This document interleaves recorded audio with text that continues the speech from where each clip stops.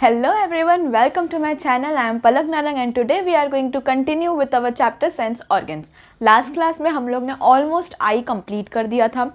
इस क्लास में हम उसको कंटिन्यू करने वाले हैं. मतलब पिछली क्लास में हम लोग ने सारे स्ट्रक्चर्स वगैरह पढ़ लिए थे आई बॉल के स्ट्रक्चर्स. अब इस लेक्चर में हम लोग करने वाले हैं कि किस तरीके से हमें दिखता है कि वो क्या प्रोसीजर होती है, हमारी आइज़ का अकोमोडेशन कैसा होता है और आइज़ के थोड़े बहुत डिफेक्ट्स वगैरह, ये सब चीज़ हम पढ़ने वाले हैं आज के क्लास में.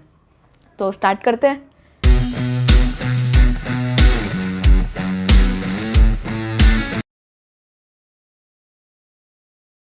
सो first we are going to start with how do we see, हमको कैसे दिखता है. पहला ही क्वेश्चन कि आइज़ का क्या होता है, हमको किस तरीके से दिखता है. तो इससे पहले कि कैसे दिखता है पढ़ाऊँ, मैं आपको ये बताना चाहती हूँ कि ये पढ़ना है तो उसके लिए आपको प्रीवियस लेक्चर देखना ज़रूरी है. अगर आपको स्ट्रक्चर्स नहीं आते हैं आई के तो ये समझ में नहीं आएगा, क्योंकि अभी मैं 5वां बताने वाली हूँ. तो अगर आपको नहीं पता कि ये क्या होता है तो there is no meaning, right. तो हम लोग स्टार्ट करते हैं कि सबसे पहले हमारी आइज़ की जो आउटर लेयर होती है, जो आईलिड्स के साथ कनेक्टेड होती है, वो होती है कंजक्टिवा. वहाँ से लाइट रेज आती है, फिर कॉर्निया के पास आती है. कॉर्निया लेंस के बाहर, एक्वस ह्यूमर के भी बाहर होता है. उसके बाद लाइट रेज आती है एक्वस ह्यूमर में, मतलब एक्वस चैम्बर. उसके बाद लेंस में रिफ्रैक्ट, एक्वस ह्यूमर में भी रिफ्रैक्ट होती है, लेंस में रिफ्रैक्ट होती है और फिर उसके बाद विट्रस ह्यूमर में जाती है.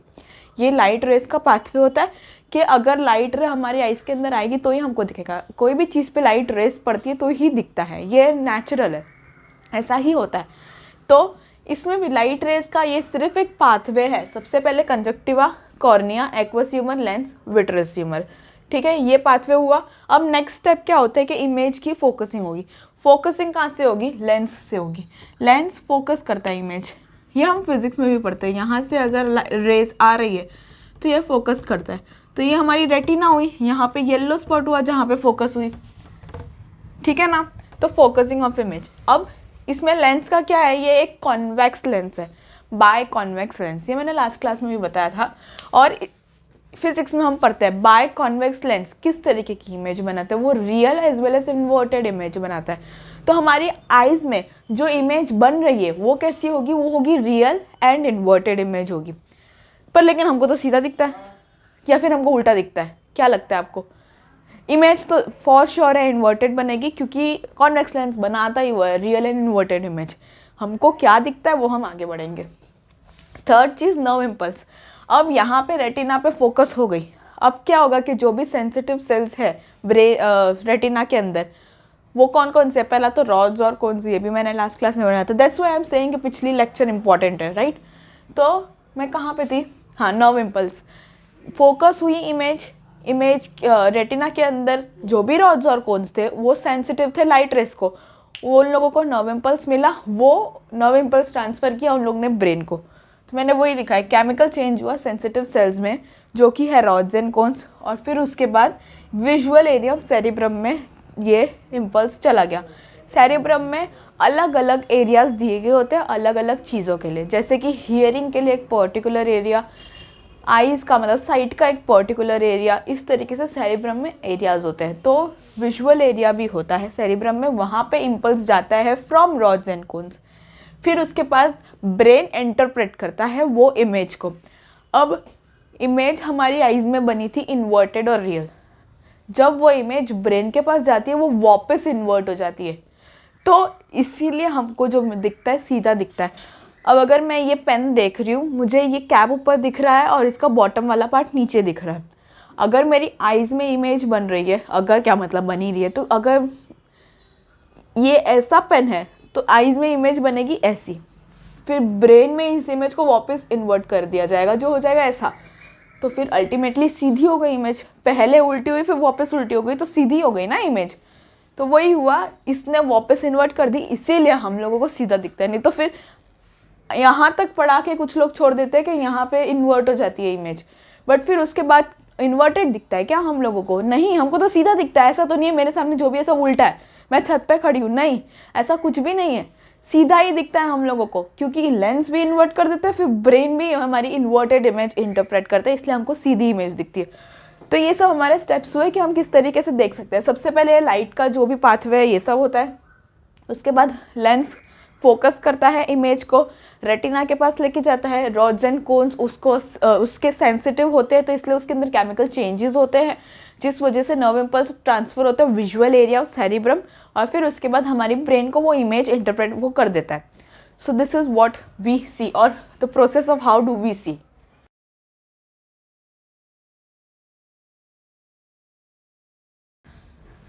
So next we are going to study accommodation. What is actually accommodation? अगर आसान शब्दों में समझाऊँ तो अगर मेरे को कोई चीज़ बहुत दूर की देखनी है, फिर उसके बाद थोड़े टाइम बाद मेरे को कोई चीज़ बहुत ही पास की देखनी है, तो वो दूर की देखने के लिए हमारी आइज़ को अलग एडजस्टमेंट करनी पड़ेगी, पास का देखने के लिए हमारी आइज़ को अलग एडजस्टमेंट करनी पड़ेगी.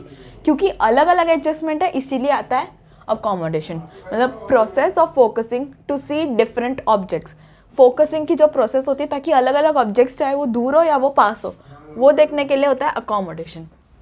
अब जो अलग अलग डिस्टेंस के लिए अलग अलग अकोमोडेशन होती है हम लोग वो देखते हैं. फॉर एन एग्जांपल सबसे पहले मुझे कोई दूर की विजन देखनी है, बहुत दूर का अगर कोई चीज़ देखना है तो हमारी जो लेंस है वो फ्लैटेंड हो जाती है, ऐसे थिन हो जाती है, एकदम पतली सी और लंबी सी हो जाती है. अगर हमको पास की चीज़ देखनी है तो वो बल्ज्ड हो जाती है, थिक हो जाती है. ऐसा क्यों होता है? क्योंकि ऑब्वियसली हमको अलग अलग जगह देखना है. अब सबसे पहली बात कि अगर इसको थिन होना है, लेंस को थिन होना है तो सीलियरी मसल्स रिलैक्स करेंगे, सस्पेंसरी लिगामेंट टाइट हो जाएंगे. ये सीलियरी मसल्स है, सीएम और एसएल सस्पेंसरी लिगामेंट है. अब ये क्यों हो रहा है, कैसे हो रहा है वो करते हैं. ये जो सीलियरी मसल्स है वो सबसे पहले तो लेंस को टाइट होना है तो उसके लिए सस्पेंसरी लिगामेंट्स को टाइट होना पड़ेगा, एकदम अच्छे से खींचना पड़ेगा और सीलियरी मसल्स रिलैक्स हो जाएंगे. जब सीलियरी मसल्स ऐसे ऐसे ऐसे ऐसे होते हैं, these are ciliary muscles, these are suspensory ligaments in case you don't know. जब सीलियरी मसल्स ऐसे ऐसे होते हैं वो एक कॉन्ट्रैक्टेड स्टेट में होते हैं, मतलब स्ट्रेच्ड स्टेट में होते हैं. कॉन्ट्रैक्टेड मान लो, which is a more easier word, नहीं तो कंफ्यूज हो जाओगे. कॉन्ट्रैक्टेड स्टेट में होते हैं. लेकिन अब हमको क्या करना है, ये सीलियरी मसल्स को खींचना है. किसको? Suspensory ligaments. सस्पेंसरी लिगामेंट्स अगर see these are ciliary muscles, this pen is ciliary muscles, और मेरा जो ये हाथ है दैट इज सस्पेंसरी लिगामेंट्स. अब अगर लेंस को खींचना है मुझे तो मेरे सस्पेंसरी लिगामेंट्स पीछे आने चाहिए.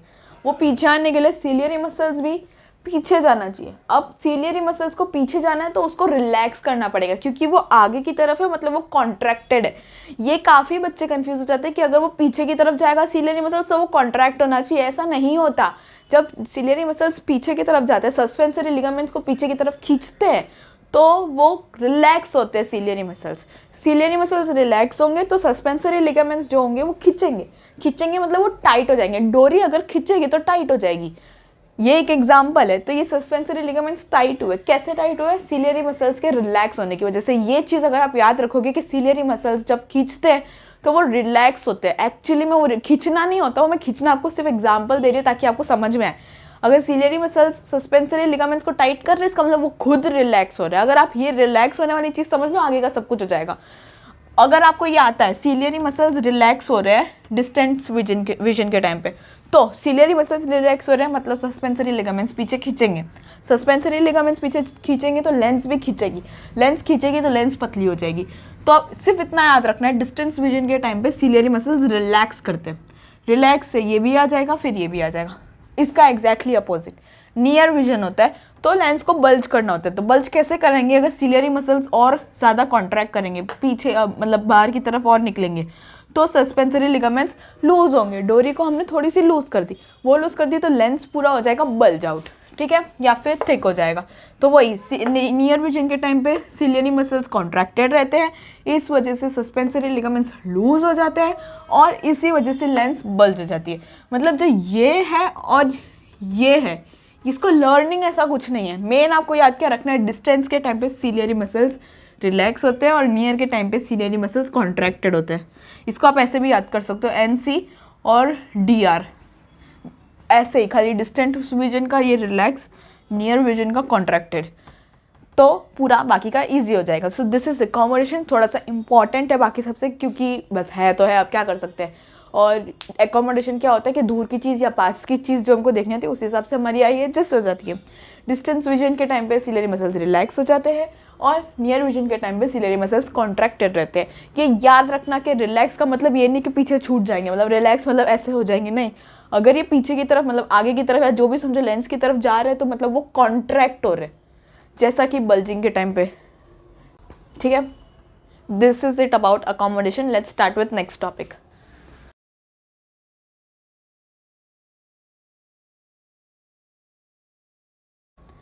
Next topic that we are going to start with is light and dark adaptation. मतलब जब अभी हमने क्या किया, दूर और पास के एडेप्टेशन को अकोमोडेशन बोला। अब लाइट में जाते हैं या डार्क में जाते हैं, उसका भी एक अलग अलग प्रोसेस होता है। सबसे पहला हम कंसिडर करते हैं कि ब्राइट टू डार्क लाइट जाते हैं। ये ऐसा है, ब्राइट लाइट से डार्क लाइट, मतलब हम लोग लाइट वाली जगह पे, अब अगर हमको अचानक से अंधेरे में जाना है, मतलब आप 2 रूम है अगर आपके घर में, एक रूम में लाइट चालू है, एक रूम में लाइट बंद है रात के टाइम पे, तो लाइट चालू से लाइट बंद वाली जगह पे आओगे तो क्या होगा, सबसे पहले तो दिखेगा नहीं शुरू में, मतलब ऑब्वियसली स्टार्टिंग के जो सेकेंड्स होते हैं ना, कुछ तो अब नहीं दिखता, आप कभी नोटिस करो तो डिफ़िकल्टी इन सीइंग, देख नहीं पाएंगे कुछ भी। उसके बाद डार्क एडेप्टेशन हो जाएगा, मतलब डार्क एनवायरनमेंट से हमारी आइज़ अडेप्ट हो जाएगी। पहले कुछ नहीं दिखेगा, फिर उसके बाद अडेप्टेशन होगा, पहले मतलब बहुत टाइम तक नहीं होता है। क्यों ऐसा होता है, ये 2 टॉपिक की वजह से, मतलब ये 2 पॉइंट की वजह से। रीजनरेशन ऑफ विजुअल पर्पल और रोडोप्सिन। जब मैंने लास्ट क्लास में रेटिना पढ़ा था, उसमें रॉड्स और कोन की जो डिफ्रेंसिएशन कराई थी, तब मैंने ये बताया था कि रॉड्स के अंदर जो पिगमेंट होता है वो रोडोप्सिन होता है या विजुअल पर्पल होता है। कोन्स के अंदर कौन सा होता है, आयोडोप्सिन। ठीक है, तो जब हम डार्क के अंदर जाते हैं तो हमारी आइज़ के अंदर का जो पिगमेंट है विजुअल पर्पल या फिर रोडोप्सिन, वो एक्टिवेट हो जाता है या रीजनरेट हो जाता है, ज़्यादा बेटर है, रीजनरेट हो जाता है, और हमारी प्यूपिल की डायलेशन हो जाती है। ये भी मैंने आपको लास्ट क्लास में बताया था कि प्यूपिल अगर डायलेट होगी तो ज़्यादा से ज़्यादा लाइट हमारी आइज़ के अंदर जा पाएगी, जो भी एक्सवाइजेड लाइट आ रही है सब लाइट आइज़ के अंदर जा पाएगी। इस वजह से थोड़ा बेटर विजन हो सकता है। ऑब्वियसली ब्राइट लाइट से कंपैरिजन तो नहीं, लेकिन हाँ बेटर विजन हो सकता है। तो पहला regeneration of visual purple, dark में जाएंगे तो विजुअल पर्पल या रोडोप्सिन बनेगा और प्यूपिल की डायलेशन होगी। ये याद रखना, डार्क में प्यूपिल की डायलेशन होती है और जब ब्राइट लाइट आती है तो प्यूपिल कॉन्स्ट्रिक्ट होता है। ठीक है, नेक्स्ट, अगर हम डार्क से ब्राइट लाइट जाते हैं, अंधेरे से अचानक अगर हम उजाले में जाते हैं तो डैजलिंग इफेक्ट बोलते हैं उसको, जो इफेक्ट होता है, मतलब पहले नहीं दिखता फिर उसके बाद दिखता है, उसको हम डैजलिंग इफेक्ट बोलते हैं, और फिर बाद में लाइट से एडेप्टेशन होने लगती है, मतलब अब वो दिख रहा है। ये बहुत जल्दी होता है इसलिए बहुत प्रोमिनेंट दिखता नहीं है, लेकिन अगर आप नोटिस करो तो आपको समझ में आएगा। फिर ऐसा क्यों होता है, क्योंकि विजुअल पर्पल ब्लीच्ड हो जाता है। इसमें ये नहीं लिखा मैंने आयोडोप्सिन बनता है, इसमें मैंने बोला जो विजुअल पर्पल बनता है वो ब्लीच हो गया। नेक्स्ट, प्यूपिल कॉन्स्ट्रिक्ट हो जाता है, जैसे यहाँ पे प्यूपिल डायलेट होता है, प्यूपिल कॉन्स्ट्रिक्ट हो जाता है, दोनों एग्जैक्टली अपोजिट है। सेम क्या है कि ये 2 पॉइंट सेम है कि पहले दिखता नहीं है, बाद में उससे अडेप्टेशन हो जाती है। क्यों अडेप्टेशन हो जाती है, सबसे पहले इधर विजुअल पर्पल बनता है डार्क में या रोडोप्सिन बनता है, यहाँ पे विजुअल पर्पल ब्लीच हो जाता है, डायलेशन ऑफ प्यूपिल, कॉन्स्ट्रिक्शन ऑफ प्यूपिल। अब कोन्स जो होते हैं वो कलर विजन देते हैं ब्राइट लाइट में। ब्राइट लाइट में लाइट आ रही है, ज़्यादा लाइट आ रही है तो विजन आ रही है और कलर विजन आ रही है। सब कलर डिफ्रेंशिएट कर पा रहे हैं क्योंकि हमारे पास 3 टाइप के कोन होते हैं अलग अलग कलर को देखने के लिए। लेकिन जो रॉड्स होते हैं वो मून लाइट विजन में होते हैं, जिस वजह से हमको कलर डिफ्रेंसिएशन नहीं दिखता। आप रात को अगर बाहर गार्डन में जाके देखोगे तो आपको नहीं पता चलेगा कि फ्लावर रेड कलर का है, वायलेट कलर का है, कि पर्पल कलर का है, कि वाइट कलर का है, जो भी कलर का है वो नहीं पता चलेगा, क्योंकि वहाँ पे मून लाइट है और इतनी ज़्यादा ब्राइट लाइट नहीं है कि कलर का डिफ्रेंसिएशन हो सके। लेकिन दिन में जाओगे तो दिखेगा, बराबर से सारे कलर्स दिखते हैं। ठीक है, सो दिस इज कोन्स और रॉड्स के बीच का थोड़ा सा एक पॉइंट था, और लाइट एंड डार्क अडेप्टेशन।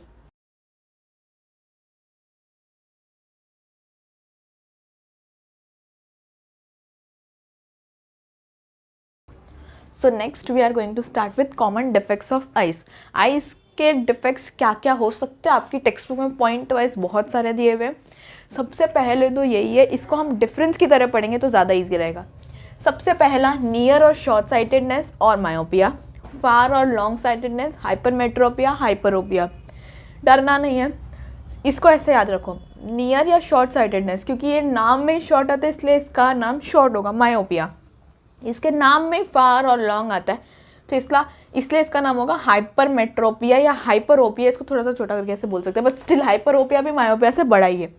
तो ये फार और लॉन्ग साइटेडनेस तो ईजी है कि दूर का हम लोगों को दिखाई दे रहा है।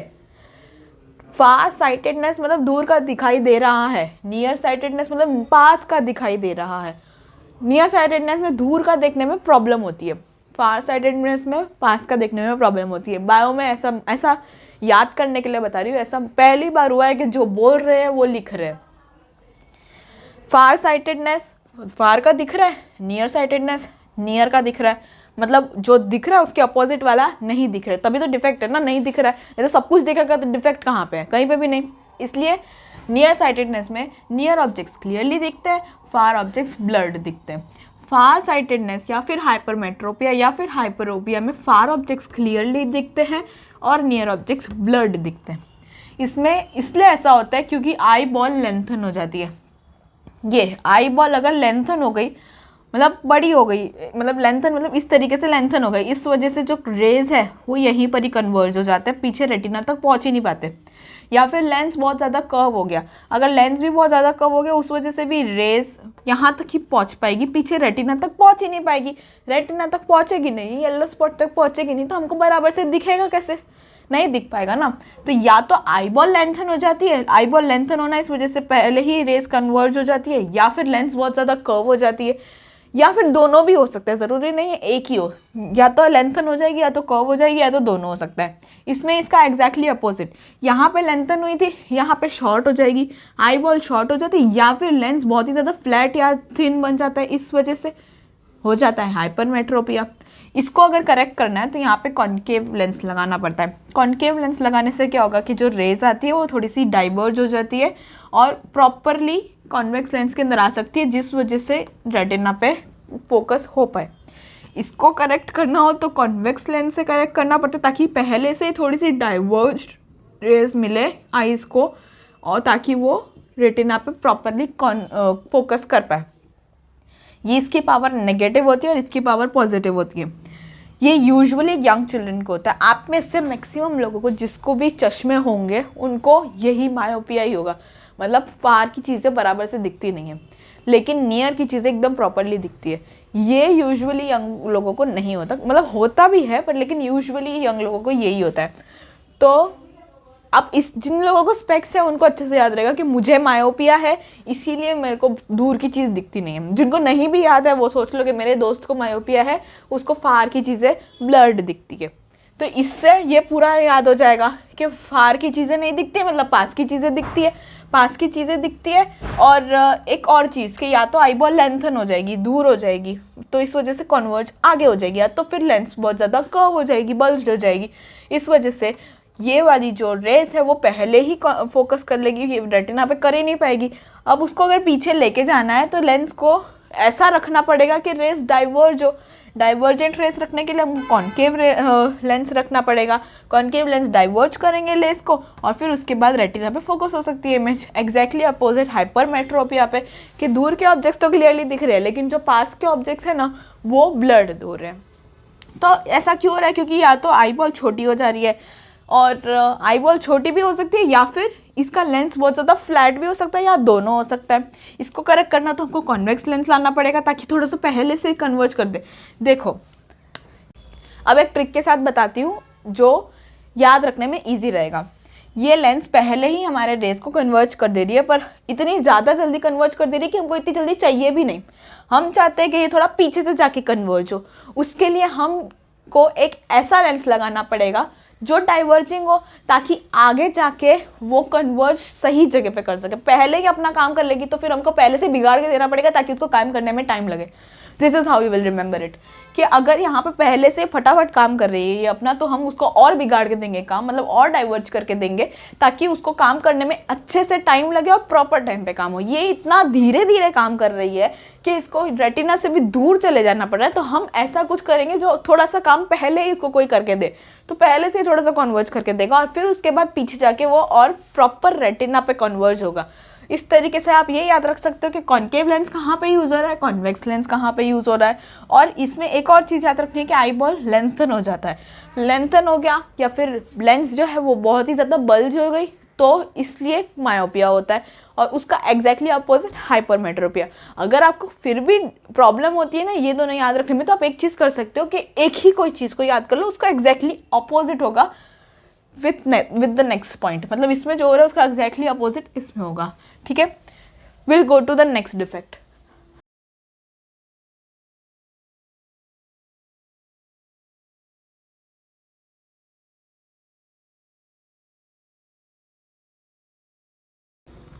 So these are some other defects of eyes. इसके भी अलावा और एक है जो क्योंकि आया नहीं तो फिर मैंने लिखा नहीं। सबसे पहला after myopia and hypermetropia is astigmatism. Astigmatism में क्या होता है कि अगर आपको कुछ देखना है, उसमें से कुछ पार्ट्स होते हैं वो क्लियरली दिखते हैं, the other parts you can not see it properly, basically blood. तो अगर ऐसा कुछ होता है तो वो एस्टिग्मेटिज्म होता है। क्यों ऐसा होता है? क्योंकि आपके जो कॉर्निया होगा उसका जो कर्वेचर होगा वो बहुत ही ज़्यादा अनइवन हो जाए, तो एस्टिग्मेटिज्म के चांसेस होती है। और इसको करेक्ट किया जाता है सिलेंड्रिकल लेंस से। ये सबसे ज़्यादा अलग है करेक्शन के लिए, क्योंकि सब में वो भी हम लोग ने कॉन्वेक्स और कॉन्केव लेंस यूज़ किया था मायोपिया और हाइपरमेट्रोपिया में, बट इधर सिलेंड्रिकल लेंस यूज़ होता है टू करेक्ट एस्टिग्मेटिज्म।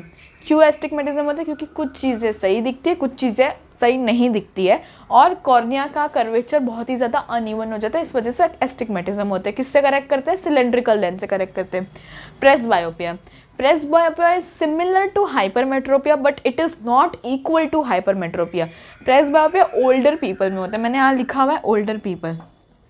हाइपरमेट्रोपिया किसी को भी हो सकता है, प्रेसबायोपिया ओल्डर पीपल में होता है। हमने हाइपरमेट्रोपिया में देखा था क्योंकि वो फार साइटेडनेस है, इसलिए हम फार का बराबर देख सकते हैं लेकिन नियर का बराबर नहीं देख सकते। इसमें भी सेम, नियर का हम बराबर नहीं देख सकते, लेकिन वो क्योंकि ओल्ड हो जाते हैं पीपल, इसीलिए उन लोगों की जो लेंस की फ्लेक्सिबिलिटी है वो इतनी अच्छी नहीं रह पाती, इस वजह से जो नियर ऑब्जेक्ट्स है वो क्लियरली नहीं दिख पाते ओल्डर पीपल को। हाइपरमेट्रोपिया में अलग कंडीशन है, उसमें लेंस का और आई बॉल का चेंज होने की वजह से, आई बॉल अगर बहुत ज़्यादा शॉर्टन हो जाती है या फिर लेंस बहुत ही ज़्यादा फ्लैट हो जाती है तो हाइपरमेट्रोपिया होता है। लेकिन यहाँ पे लेंस फ्लेक्सिबिलिटी लूज़ कर लेती है, इस वजह से प्रेसबायोपिया होता है। किसको होता है? ओल्डर पीपल को होता है, जिसमें नियर ऑब्जेक्ट्स नहीं दिखते। अब इसको भी सेम वही तरीके से करेक्ट करेंगे जैसे हमने हाइपरमेट्रोपिया को करेक्ट करा था। किससे? कॉन्वेक्स लेंस से। क्योंकि लेंस अपना काम नहीं कर पा रहा तो हम ही पहले से ही थोड़ा सा उसको काम करके दे देंगे कि भाई थोड़ा सा कॉन्वर्ज करके दिए तुझे, बाकी की तो तू कर ले, तो रेटिना पे प्रॉपर इमेज आ जाती है। सो ये था presbyopia. Next is cataract. Cataract में क्या होता है कि जो भी लेंस है वो ओपेक टर्न होनी चालू हो जाती है। ओपेक मतलब जिसमें आर पार कुछ दिखता नहीं है, उसको ओपेक बोलते हैं। तो लेंस ओपेक हो जाएगी तो कुछ दिखेगा ही नहीं, क्योंकि लेंस ही तो है जो लाइट को, रेस को कन्वर्ट कर रही है, उसी से ही तो हम लोगों को दिख रहा है। तो इसलिए इसको लेंस को सर्जिकली रिमूव कर देना पड़ता है, क्योंकि ऑब्वियसली उसका कोई फंक्शन बचा ही नहीं, वो ओपेक टर्न हो चुकी है। तो लेंस रिमूव कर देते हैं और फिर उसके बाद एक हाईली कॉन्वेक्स लेंस दे देते हैं। बहुत ही ज़्यादा हाईली कन्वर्जिंग कैपेसिटी उसकी होती है, वो कॉन्वेक्स लेंस उनको देते हैं। या फिर एक नई टेक्निक भी आई है कि हम लोग छोटा सा एक प्लास्टिक का लेंस इधर आइरिस के आगे या आइरिस के पीछे डाल देते हैं ताकि बराबर दिख सके। ये न्यू टेक्निक है, बट यूजुअली कॉन्वेक्स लेंस दी जाती है और लेंस को सर्जिकली रिमूव कर दिया जाता है, क्योंकि लेंस ओपेक टर्न हो चुकी है, उसका कोई फ़ायदा नहीं है। ठीक है। Next is night blindness. Night blindness में क्या होता है कि हमको दिन में तो दिखता है पर रात में कम दिखता है, डिम लाइट हो जाती है तो दिखना कम हो जाता है। ऐसा क्यों होता है? क्योंकि विजुअल पर्पल की फॉर्मेशन नहीं होती है। मैंने लिखा है no formation of visual purple. अब मैंने आपको जब बताया था कि रॉड्स जब एक्टिवेट होते हैं तो विजुअल पर्पल या रोडोप्सिन की फॉर्मेशन होती है, तो इसलिए हमको रात में दिखता है। अब इनका विजुअल पर्पल ही नहीं बन रहा है तो उनको रात में कैसे दिखेगा? दिन में तो बराबर दिख रहा है क्योंकि विजुअल पर्पल नहीं है। जब मैंने आपको कोन्स की बारी बताई थी तो आपको बताया था विजुअल पर्पल ब्लीच हो जाता है, इसमें विजुअल पर्पल है ही नहीं, तो दिन में तो बराबर दिख रहा है लेकिन रात में प्रॉब्लम हो रही है क्योंकि विजुअल पर्पल बन ही नहीं रहा, रोडोप्सिन बन ही नहीं रहा, इसलिए दिखना बंद हो रहा है रात के टाइम पे। और ये ऐसा यूजुअली विटामिन ए की डेफिशिएंसी की वजह से होता है, क्योंकि रात के दिखने में विटामिन ए का भी इम्पोर्टेंस होता है, जो आपको दिया नहीं है बट होता है विटामिन ए का इम्पोर्टेंस। तो वो उसकी अगर डेफिशिएंसी हो जाती है विटामिन की तो फिर हम लोगों को रात में दिखना कम हो जाता है, डिम लाइट में कम दिखता है। ये नाइट ब्लाइंडनेस था। Next is colour blindness. Colour blindness में ऐसा होता है कि एक इंसान को पर्टिकुलरली कुछ कलर्स डिस्क्रिमिनेट नहीं कर पाते। फॉर एन एग्जांपल, कोई रेड कलर नहीं देख पाता, कोई ग्रीन कलर नहीं देख पाता। क्यों ऐसा होता है? क्योंकि वो खुद से कुछ नहीं कर सकते, वो एक जेनेटिक डिफेक्ट होता है। जेनेटिकली उसके अंदर आता है कि उसको वो कलर्स नहीं दिख सकते, और वो यूजुअली मेल्स में होता है। ये हमने जेनेटिक्स में पढ़ा, आपने जेनेटिक्स में इसको पढ़ा होगा कि मेल्स को ये जाता है फ्रॉम देयर पेरेंट्स जेनेटिकली। तो इसका कोई रीज़न नहीं होता, जेनेटिकली ही होता है कि कोई भी कलर्स, कोई भी सारे कलर्स नहीं, कुछ कलर्स जो ऐसे होते हैं वो नहीं देख पाते। आपकी टेक्स्ट बुक में कुछ दिया है, ऐसे सर्कल करके नंबर दिया हुआ है, तो उसमें आप देख सकते हो कि कलर ब्लाइंडनेस जिनको होता है उनको कैसा दिखता है और हमें कैसा दिखता है। याद रखना, ये यूजुअली मेल्स में होता है, क्योंकि फीमेल में एक एक्स्ट्रा एक्स क्रोमोसोम होता है। कौन सा क्रोमोसोम? X chromosome. ये आपने पढ़ा होगा जेनेटिक्स में, बहुत अच्छे से पढ़ाते हैं। ये रॉन्ग लग रहा है, एक्स क्रोमोसोम होता है, इस वजह से वो रेसेसिव बता देता है। लेकिन क्योंकि मेल्स में वाई होता है तो इसलिए उसको दिखाना ही पड़ता है वो सारे के सारे कैरेक्टरिस्टिक, तो इसलिए कलर ब्लाइंडनेस मेल्स में यूजुअली ज़्यादा आती है। Next, corneal opacities. कॉर्निया बिल्कुल ओपेक हो जाता है। कॉर्निया ओपेक हो जाता, इसमें कहाँ हुआ था? लेंस ओपेक हो गया था। यहाँ पे कॉर्निया ओपेक हो जाता है, नाम ही बता रहे कॉर्नियल ओपेसिटी। किसी भी कारण की वजह से कॉर्निया अगर ओपेक हो गया या फिर वाइट हो गया तो मतलब वो नॉन फंक्शनल, उसका कोई फंक्शन ही नहीं है। इसलिए कि विजुअल प्रॉब्लम में या तो बहुत कम ऐसे इरिटेशन हो सकती है, या फिर इसके अलावा ब्लाइंडनेस भी हो सकती है, मतलब थोड़े से लेके बहुत ज़्यादा तक प्रॉब्लम हो सकती है। ये हुआ कॉर्नियल ओपेसिटीज। अभी तक हमने क्या क्या पढ़ा? एस्टिग्मेटिज्म, कि कुछ दिखता है कुछ नहीं दिखता। Cylindrical lens. Presbyopia older people में होता है क्योंकि लेंस की फ्लेक्सिबिलिटी खराब हो जाती है। कैटरैक्ट, लेंस ओपेक हो जाती है, सर्जिकली निकाल देते हैं। नाइट ब्लाइंडनेस, रात को नहीं दिखता है क्योंकि विटामिन ए की डेफिशिएंसी की वजह से विजुअल पर्पल नहीं बन पाता। कलर ब्लाइंडनेस, कुछ कलर्स नहीं दिखते, जेनेटिक डिफेक्ट, मेल्स में यूजुअली होता है। कॉर्नियल ओपेसिटीज, कॉर्निया ओपेक्टन हो जाती है, थोड़ी माइनर प्रॉब्लम्स भी हो सकती है या फिर ब्लाइंडनेस भी हो सकती है। So this are some common defects. अभी एक बाकी है, वो मैं लिखती हूँ। नेक्स्ट जो लास्ट हमारा डिफेक्ट है दैट इज स्क्विंट। स्क्विंट की अगर हम बात करें तो काफ़ी लोग शायद उसको बाड़ा बोलते हैं या ऐसा कुछ बोलते हैं। उसमें क्या होता है कि आपकी जहाँ आइज़ देख रही है वहाँ पे एक्चुअली नहीं देख रही होती है, कहीं और होती है। मतलब आई बॉल अगर मेरी यहाँ पे है बट मैं देख कैमरा पे रही हूँ, तो दैट इज स्क्विंट। मतलब आई बॉल्स इधर क्रॉस आई हो जाती है, मतलब टेढ़ी मेढ़ी हो जाती है। ये दो टाइप होता है, या तो अगर दोनों आइज ऐसे कन्वर्ज कर रही है तो उसको हम बोलते हैं क्रॉस आई, या तो ऐसे डाइवर्ज कर रही है तो उसको हम बोलते हैं वाइड आई। दो तरह के क्या है मैंने लिखा है, अगर क्रॉस आई है तो कन्वर्ज कर रही है, वाइड आई है तो डाइवर्ज कर रही है। क्योंकि दोनों आइज अलग अलग डायरेक्शन है इसलिए उसको डबल विजन बोलते हैं, दो विजन आती है, और डिप्लोपिया बोलते हैं। और इसको क्या या तो सर्जरी से ठीक किया जा सकता है या फिर इस प्रॉपर सूटेबल एक्सरसाइज दी जाती है, अगर वो प्रॉपरली करते हो तो उससे भी इसको ठीक किया जा सकता है। तो स्क्विंट क्या होगा कि क्रॉस आई यानी कन्वर्ज कर रही है और वाइड आई यानी डाइवर्ज कर रही है। So these are some common defects of eyes.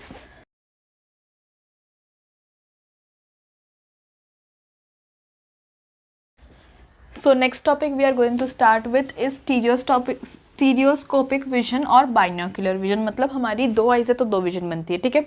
ये हमारा टॉपिक है।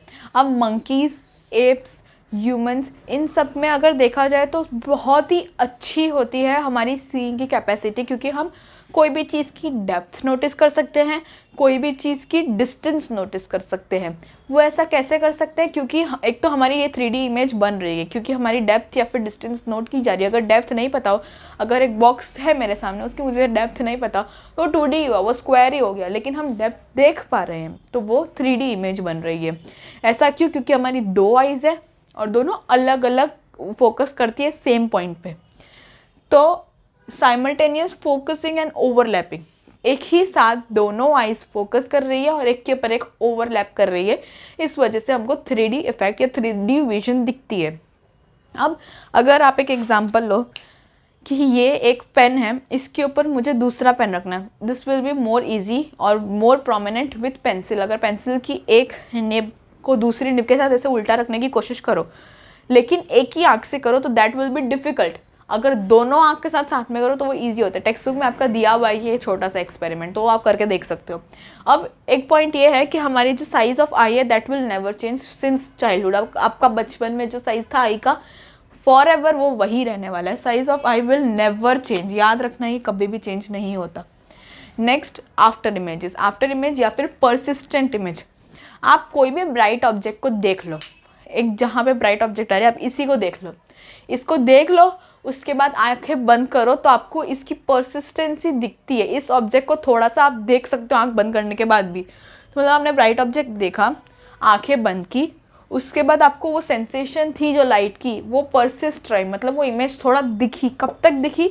1/10 ऑफ अ सेकेंड, 1 सेकेंड का 1/10 पार्ट तक आपको वो इमेज आपकी आइज़ बंद करने के बाद दिख रही थी। अगर आप वापस देखो ये इमेज ये ब्राइट लाइट से आ रही है, आप इसको देखने के बाद आइज़ बंद कर दोगे तभी भी वो सेंसेशन है जो लाइट की वो आपके आइज़ के अंदर रहेगी और 1/10 सेकेंड तक इमेज रहेगी। इसी से पहले के टाइम की मूवीज़ भी बनती थी।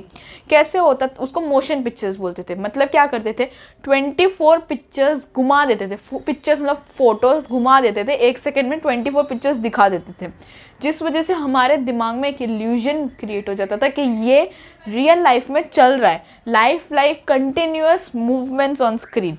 मतलब अगर 1 सेकेंड में 24 पिक्चर्स अगर आपको दिखा देंगे तो आपको ऐसा लगेगा कि वो मूवमेंट चल रही है, क्योंकि वो ऑलरेडी 1/10 सेकेंड तक तो हमारी आइज़ के अंदर बंद करने के बाद भी परसिस्टेंट रहती है। क्योंकि इमेज परसिस्ट रहती है पहले वाली, तो वो दूसरे वाली के साथ कनेक्ट कर सकती है और इसीलिए वो मूवमेंट लगती है। लेकिन अगर पहली इमेज और दूसरी इमेज में टाइम ज़्यादा हो तो फिर कुछ नहीं हो सकता। इसीलिए 24 पिक्चर्स पर सेकेंड होता है। ये तब का है जब मोशन पिक्चर्स बनाई जाती थी। तो ये था हमारा stereoscopic vision as well as after images, ये सेकेंड था। अब इसके साथ हमारा आइज़ वाला पार्ट कंप्लीट होता है, जस्ट आइज़। सेंस ऑर्गन्स में अभी एक और पार्ट रहता है दैट इज़ ईयर्स, वो हम इस लेक्चर में नहीं करेंगे, नेक्स्ट लेक्चर में स्टार्ट करेंगे। तो बस आइज़ पूरा कर लेना। फिर से मैं बोल रही हूँ कि वो फर्स्ट लेक्चर भी इक्वली इम्पॉर्टेंट था इस वाले से, क्योंकि आइज़ के पार्ट्स नहीं आते हैं तो फिर कोई मतलब नहीं है। नर्वस सिस्टम भी पढ़ लेना, उसके साथ भी थोड़ा बहुत रिलेटेड होता ही है आई एन ईयर, क्योंकि साथ में ही दिया जाता है यूजुअली। तो so that is it for today's lecture. I will meet you in my next video. Till then keep studying. पढ़ना बहुत ज़रूरी है, सेल्फ स्टडी करो, and thank you.